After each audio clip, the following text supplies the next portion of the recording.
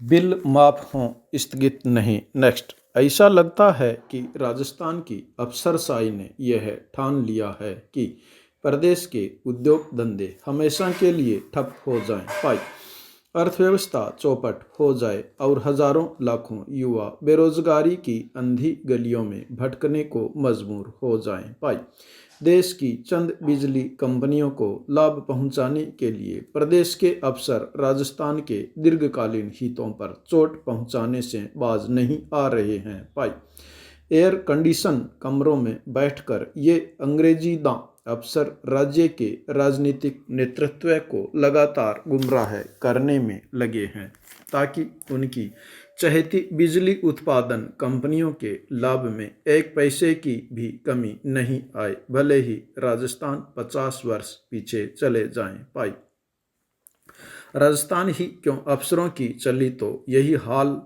कई प्रदेशों में होने वाले हैं। पाई नेक्स्ट, आज कोरोना महामारी के चलते राजस्थान ही नहीं पूरे देश में लॉकडाउन है। पाई उद्योग धंधों सहित हर गतिविधि बंद है। पाई कारखानों में उत्पादन ठप पड़ा हुआ है। पाई श्रमिक बेरोजगार हो गए हैं। पाई आश्चर्य है फिर भी ये अफसर इस बात पर जोर दे रहे हैं कि उद्योग भले ही एक पैसे का उत्पादन नहीं करे, पाई भले ही बिजली का कोई उपयोग नहीं करे, लेकिन उनसे स्थायी चार्ज पूरा वसूला जाना चाहिए ताकि बिजली उत्पादन कंपनियों के मुनाफे में कोई कमी नहीं आए। पाई नेक्स्ट, राज्य सरकार को गुमराह कर बिजली बिल भुगतान 2 माह स्थगित करने का झुंझुना पकड़ा दिया गया है। पाई इसे राज्य के उद्योग जगत की आंखों में धूल झोंकना ही कहा जाएगा। पाई बिजली कंपनियां जो माल बेच ही नहीं रही, ऐसे संकट के समय भी उसकी कीमत वसूली हास्यास्पद ही नहीं, बदनीयती की द्योतक है। पाई यह तो ऐसा हो गया है कि कोई दुकानदार यह कहे कि आप सामान खरीदो या न खरीदो, आपको पैसा चुकाना ही पड़ेगा, भले ही आप भूखे मर जाओ। पाई नेक्स्ट, दुकान आपको पैसा चुकाना पड़ेगा, दुकान तैयार करने पर मैंने पैसा लगाया है तो उसकी वसूली आपसे ही होगी। होना तो यह चाहिए कि उपभोक्ताओं को कुछ रियायत दे दी जाए। नेक्स्ट, प्रधानमंत्री मोदी ने सही कहा कि लॉकडाउन समाप्त होने के बाद देश में सामान्य जनजीवन के लिए अभी से रणनीति बनाने की जरूरत है। पाई नेक्स्ट, अभी चल रहा लॉकडाउन 14 अप्रैल को समाप्त होने जा रहा है। पाई देश में अभी कोरोना का जैसा प्रकोप चल रहा है उसमें इस बात के आसार कम ही हैं कि उस दिन लॉकडाउन समाप्त हो जाए। पाई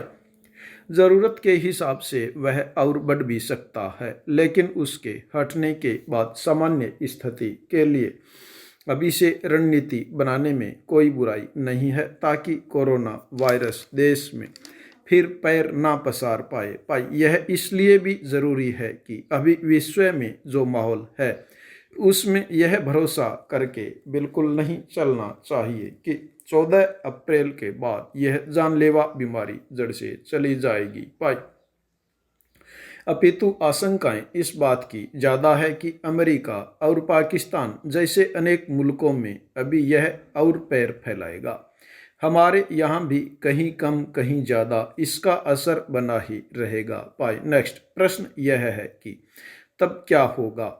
यह वही प्रश्न है जो अचानक हुए देशव्यापी लॉकडाउन के बाद 138 करोड़ हिंदुस्तानियों के सामने खड़ा हो गया था। पाई जान है तो जहान है सोचकर देशवासियों ने एक बारगी तो उसे मान लिया, लेकिन बाद में लाखों लोग सड़कों पर आ गए। पाई उन्हें लगा कि जान तभी बचेगी जब अपने ठिकाने पहुंच जाएंगे। पाई यदि केंद्र और राज्यों की सरकारों ने इस बारे में पहले सोचा होता तो शायद यह नौबत नहीं आती। पाई नेक्स्ट, ऐसा भी नहीं है कि हमारे यहाँ सोचने विचारने वाले मंचों की कोई कमी है। पाई केंद्रीय मंत्रिपरिषद से लेकर नीति आयोग और राज्य के मुख्यमंत्रियों से लेकर विभिन्न प्रभावित पक्षों के संगठन सब इसके उपयुक्त मंच हैं। पाई सब जनता से निर्वाचित भी हैं। पाई नेक्स्ट, फिर निर्णय कोई भी करे, उन्हें लागू करने का जिम्मा तो राज्यों का ही है। भाई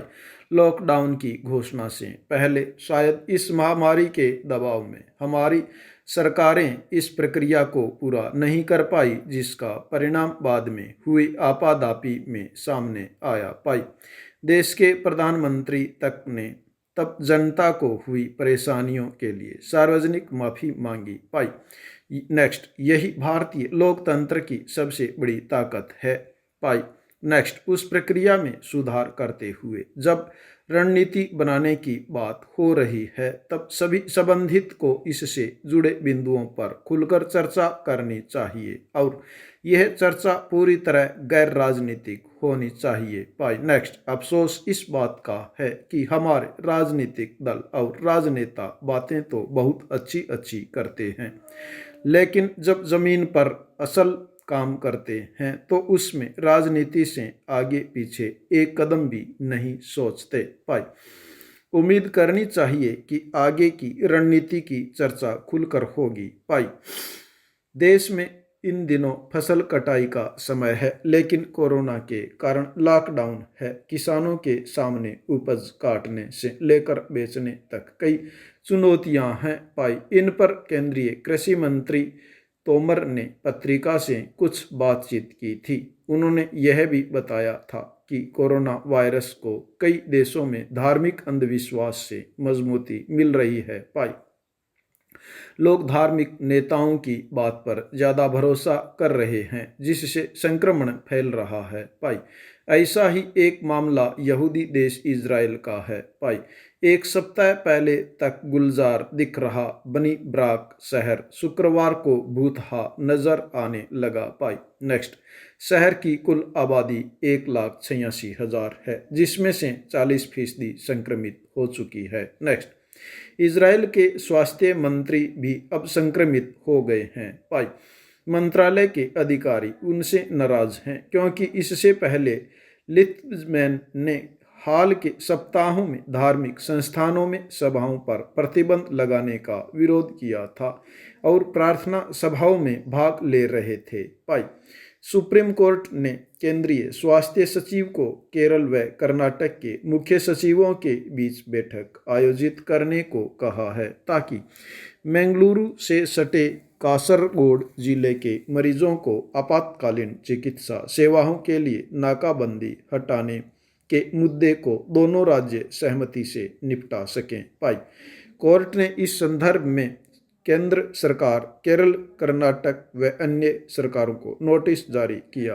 भाई कर्नाटक सरकार ने याचिका में केरल हाई कोर्ट के उस आदेश को चुनौती दी थी, जिसमें केंद्र को कर्नाटक सीमा पर लगाई गई नाकाबंदी हटाने का निर्देश दिया था। नेक्स्ट, राज्य सरकारों को कहा है कि वे जिला कृषि अधिकारियों व स्थानीय प्रशासन को ये सुनिश्चित करने का आदेश दें कि किसान उपज लेकर मंडियों तक न पहुंचें, बल्कि अफसर किसानों तक पहुंचें। भाई निर्धारित कार्य दिवस को अफसर तय स्थान पर पहुंचकर किसानों से अनाज कोरोना संक्रमण से बचाव के उपाय के साथ खरीदें। भाई कृषि मंत्रालय ने सभी राज्यों को पत्र लिखा कि वे अधिनियम में कम से कम 3 माह की छूट दें, ताकि व्यापारी सीधे किसानों या एफपीओ से उत्पाद खरीद सकें और उस उत्पाद को मंडियों में ले जाने की बाध्यता न